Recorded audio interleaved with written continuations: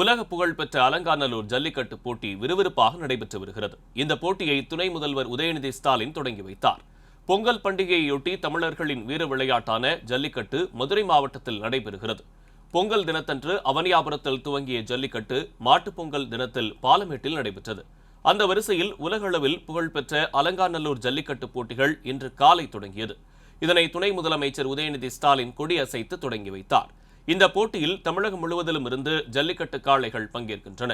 பெரும் எதிர்பார்ப்புக்கு மத்தியில் தொடங்கிய ஜல்லிக்கட்டு போட்டியை காண நேற்று இரவு முதல் பார்வையாளர்கள் வருகை தந்துள்ளனர். இந்த ஆண்டு அலங்காநல்லூர் ஜல்லிக்கட்டு போட்டியில் 1100 காளைகள் 900 மாடுபிடி வீரர்கள் பங்கேற்கின்றனர்.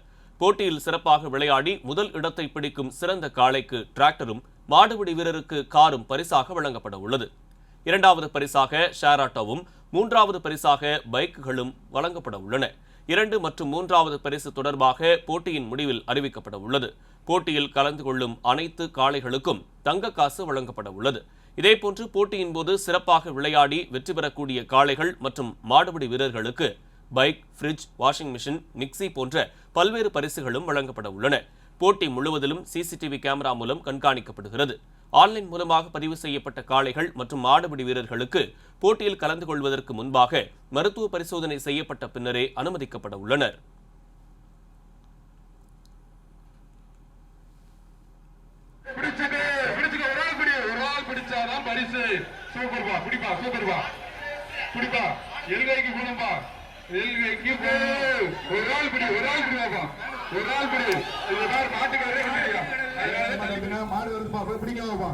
வீரர்கள் மாலை பிடிங்க, யாராவது ஒரு ஆள் பிடி, 2 பேர் பிடிச்சா பரிசு சூப்பர்.